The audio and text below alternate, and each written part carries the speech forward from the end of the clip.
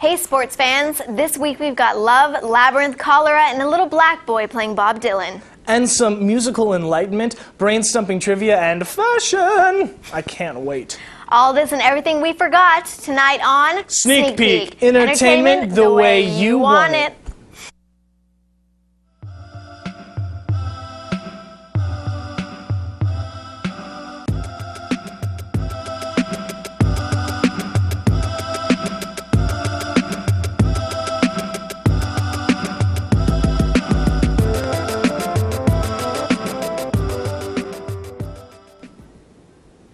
Hey grads and undergrads, I'm Leah. And I'm Krista. Wait, who are you?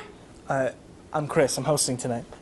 But you're not the quirky, adorable, blonde sex kitten who usually sits here. No. Oh, okay. I'm not sure how I feel about this, but Thanks. So moving on, what did Lindsay Lohan do for 84 minutes today? What? No, it's not a joke. It's E-News. Well, on every entertainment webpage under the sun today, the top story was not the writer's strike. Nay, it was not the growing number of picket lines and the fact that popular TV shows are starting to go into reruns. Oh no, friends, it was Lindsay Lohan. Indeed, the Loaster herself went to jail today and served her time for a DUI. Miss Lohan was totally strip-searched and spent 84 minutes in jail before being released for serving her time. Justice is served and sensationalism rules supreme. Now on to things people actually care about. With the infamous writer's strike still in full fling, shows are beginning to revert to reruns. Late night shows haven't been new since day one of the strike, and tonight, Lord save us, is the last new episode of The Office. David Letterman, in addition to having been seen handing out coffee and donuts to picketers, is now confirmed to be paying his staff entirely out of his own pocket until the end of next year.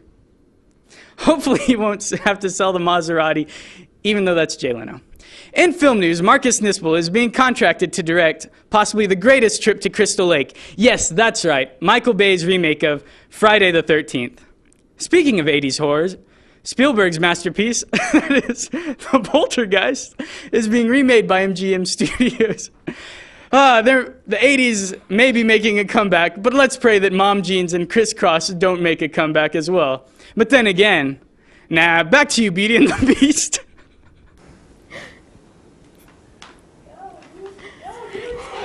God bless that David Letterman. Amen, sister. You know, he may pass himself off as a meanie old curmudgeon, but gosh dang it, he has the heart of 10 men. He's like the Grinch at the end of How the Grinch Stole Christmas. Or like Secretariat. Oh, speaking of stupid pet tricks, David Bowie. I do love me some Dabo. Space Oddity's like, oh my god, my fave song ever. Okay, you just turned into a sorority girl there. Speaking of hairy animals with hands up their butts, the Muppets. And David Bowie. Labryinth. Puppets, orb jugglers, pyrotechnics, spandex, good, evil, babies, and David effing Bowie? What movie could I possibly be talking about? Well, what else besides the 1986 smash box office hit Labryinth starring Jennifer Connelly and, of course, David Bowie? Now, I dislike David Bowie just as much as the next guy, but I'm sorry. When he dons that black unitard and teases his hair up and wears copious amounts of makeup, juggles an orb, and is the king of the puppets, he's just irresistible, especially when he's a dancing, singing, pelvic thrusting king of the puppets. Ah, how can I say no? And believe me, the pelvic thrusting is primo and plenty. But pelvic thrusting and spandex aside, Labryinth isn't that bad. Sure, the acting is subpar and the intermittent musical numbers are nothing short of silly, but I can appreciate this movie because they did a lot of in-camera special effects. And come on, who could really stay away from a Jim Henson puppet movie? Not I. And the puppeteering in Labryinth is nothing to be laughed at. It was masterfully orchestrated and unique even to Henson himself. It includes a band of puppets known as the Fire Brigade, who are completely manipulated by the direct hands of the puppeteers, and a puppet by the name of Ludo that was so big it had to be manipulated by 2 puppeteers. The film also helped to popularize a new form of juggling called contact juggling and employed the pioneer of the art, Michael Moschen, to act as an arm double for Bowie. Cool, huh? And for all you geeks out there, Labryinth employed the very first CGI effect ever. That's right, that owl at the beginning, the first photorealistic CGI effect. In addition to the crazy effects, the set design is pretty cool. The viewer can tell that Henson just really had a ball with putting this film together. He took the idea of Labryinth and just totally ran with it. And what a product. The incredible sets range from the grizzled and overgrown maze to a room based entirely after an M.C. Escher painting, where the characters walk around on walls, ceilings, and sideways staircases. So the puppeteering is awesome, the set design is amazing, the special effects are cutting edge, and David Bowie, pelvic thrust in spandex. Why is Labryinth a guilty pleasure? Well, if watching David Bowie sing and dance to cheesy 80s music with about 30 puppets and a baby isn't guilty, then I just don't know what is. And that's your Guilty Pleasure Movie of the Week. Take it away, guys. You know, Leah, I've never seen Labyrinth. What? Seriously? How can you even call yourself a film fan? I mean, or a human, for that matter? Okay, sorry, but I'm sure there are some movies that you haven't seen. Nope. Once you've seen David Bowie in spandex with Muppets, you've seen it all. I miss Haley. Trivia? Okay guys, are you ready for some trivia? I hope you have your movie thinking caps on, because this one is a direct quote from a film we all know and love. Who said, "Here, 80 for the meal and 200 for the car." What movie is that from, you ask? Well, the answer is in just a little bit.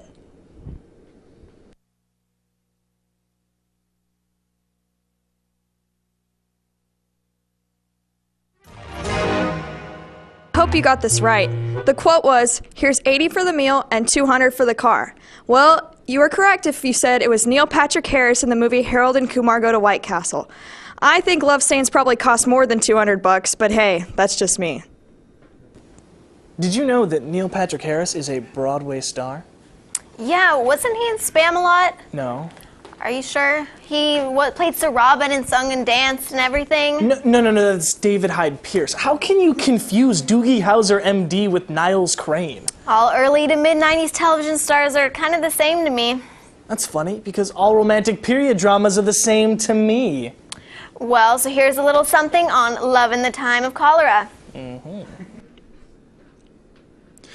Hailing from the city of Rome, newcomer Giovanni Mezzogiorno, it's Italian for you, and her anticipated international release, Love in a Time of Cholera, opens today. In this romance, Giovanni plays the lead as a woman whose first love's meager earnings could not support her. After she marries another wealthy man, he spends the rest of his life desperately trying to win her back. Giovanni's talent has captured the attention of Italy's film industry, and she is taking the momentum to America. After growing up in Rome, Giovanni trained in Paris, and for 2 years has held leads in numerous plays, including Les Miserables and other Italian films. In 1997, she was awarded the Best New Talent in Italian Cinema and named Best Actress by the Foreign Film Association. She is a household name in Italy with her many successful films and for awards in roles such as All There Is to Know and The Last Kiss. She has played characters that range from a young girl with muscular dystrophy to an imprisoned woman learning the meaning of friendship.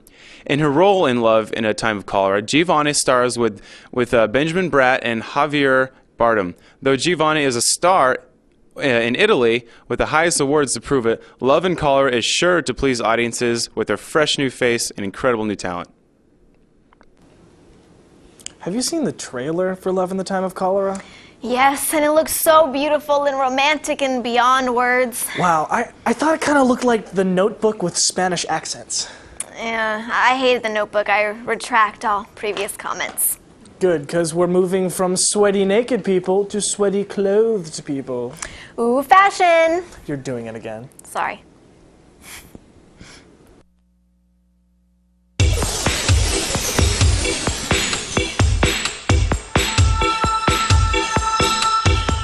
My clothing company's All Dressed Up and Shy, and I am local to Austin, Texas.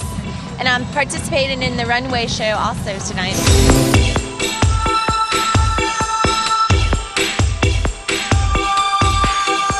My name is Maxwell, aka Rufio. And I'm Sarah, a little snotty. So what's your definition of fashion? Exploitation, outsourcing, archetypes, of the body. I don't know. I might be pushing it to say alienation, but I think I'd say alienation as well.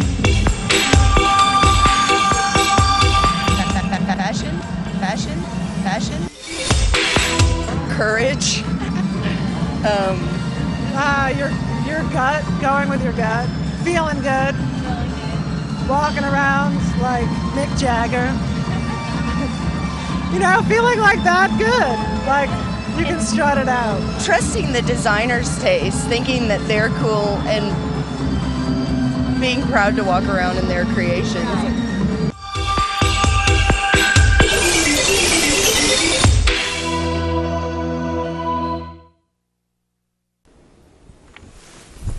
Speaking of the world of fashion, did you see the premiere of Project Runway last night? No, because I'm a man. Come on, you know you love it. You promise you won't tell anybody? Yeah. I love Project Runway. Wow, it felt so good to say that out loud. You promise you won't tell anybody? I promise. Speaking of horrible, overacting, feminine people who wear too much eye makeup, here's some trivia on Jared Leto. Hey y'all, it's trivia time again. Let's see how you do on this one. What 1980s cult classic was loosely adapted by Jared Leto and his band 30 Seconds to Mars in their 2006 music video for The Kill? Do you think you know the answer? You'll find out right after this.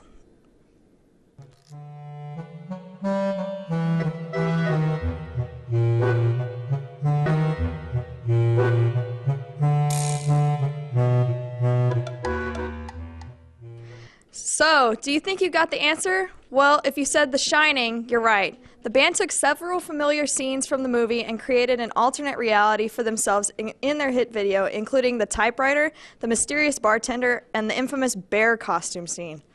I'll let you remember that one on your own. Back to you guys. That's nice, Chris. Anyway, we've got a review of some exciting Brit imports from Jason and Lauren. Thanks, guys. Last week, we had the pleasure of going downtown to the parish to see some British madness. The Pipettes were in town on tour with Monster Bobby and Nicole Atkins. The show was amazing, and the small venue allowed us to literally lean up against the stage the whole time. First up, there was Monster Bobby, who can be described in 3 words. Ridiculous, but cool. He still seems new to the whole performing thing, but in an intimate setting, his charismatic and friendly dry British sense of humor commits the audience to his music rather than commands their attention. Monster Bobby's song titles are typical indie fare, reminiscent of Sufjan Stevens, such as Let's Check Into a Hospital Together. Unlike Bobby's song titles, his songs themselves are rather atypical in length and sometimes end before you expect them to. He's a clever guy. His next album, tentatively titled 40 Winks, is a collection of 40 one-minute songs. Until then, his current album, Gaps, is out right now. Next up was Nicole Atkins in the Sea, and she is probably the most adorable person I've ever seen in my life. She practically stole the show. Her style is very polished hodgepodge of influences, from Patsy Cline to Led Zeppelin to Tim Burton. As she puts it, her sound is like Roy Orbison as a chick fronting a band of elves. I'm assuming the short kind. Her voice begins low, smooth, and full, like an upgraded, rebooted Patsy Cline, but then transforms into a much stronger, uncaged, almost stubborn sound. My jaw dropped, literally, in the most cliché way possible during the song Skywriters. Following that was a cover of The Doors' Crystal Ship, which she humbly claimed not to remember entirely, but then impressively nailed it. Her new album, Neptune City, named after her hometown in New Jersey, just came out a few weeks ago. I was so impressed by the performance that I caved and bought the CD right there at the concert. But the main reason we ventured down to 6th Street on a Wednesday night was the Pipettes, a British girl group that channels the girl groups of the 60s, but with a definite postmodern twist. They almost parody the sound, but in a loving way, with a punk rock edge. It's like the Supremes meet the Spice Girls beat the Clash. Yeah, it's that intense. Their songs are sweet and poppy, but I wouldn't want to mess with them. They could probably kick my butt. Even in their matching polka dot dresses. I mean, one of the girls' names is Riot Becky. How sweet is that? She and the other 2 Pipettes, Gweno and Rosé, reinforced my love for everything British with their synchronized dancing, coordinated outfits, and awesome accents. I'm pretty sure they played up their accents because they were in Texas, though. They even switched one of their songs from Guess Who Ran Off with the Milkman to Guess Who Ran Off with the Postman. I mean, Mailman. It's impossible to be anything but happy while listening to the Pipettes. So when a roadie came and scratched 2 of their songs off their set list, I got a Sharpie and drew a sad face on the closest one. I like to think that that's why they came back for their encore and played those 2 songs. Their album, We Are the Pipettes, is available in stores and for download now. I want to be their best friend. Do you think they'd let me in their band? I want to be their boyfriend. Do you think they'd let me in their bed? Okay, back to you guys. So this new movie, I'm Not There. It sounds pretty freaky. I mean, Kate Blanchett playing Bob Dylan. Don't worry about it. It'll be great. Everything Kate touches is cinematic gold. Well, then how do you explain bandits? 2 words, Bruce Willis. That's a good point. He's not in this movie, is he? Let's find out. Freedom to live a certain way. Of course, the more you live a certain way, the less it feels like freedom. Me, I can change during the course of a day.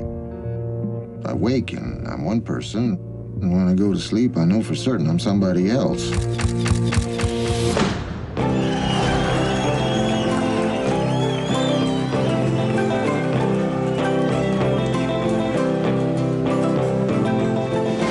See, you just want me to say what you want me to say. Once upon a time, you dressed so fine, threw the bumps of dime in your prime. Then you, people call, say it be. All they want from me is finger-pointing songs. I only got 10 fingers. It's not about me anymore, it's all about him. That's nature's will, and I'm against nature. Could have swore you was an older man. Well, I used to be. Much older. What's with all this doomsday, hocus pocus? Yes, chaos, clocks, and watermelons, you know, it's everything. Like a rolling stone.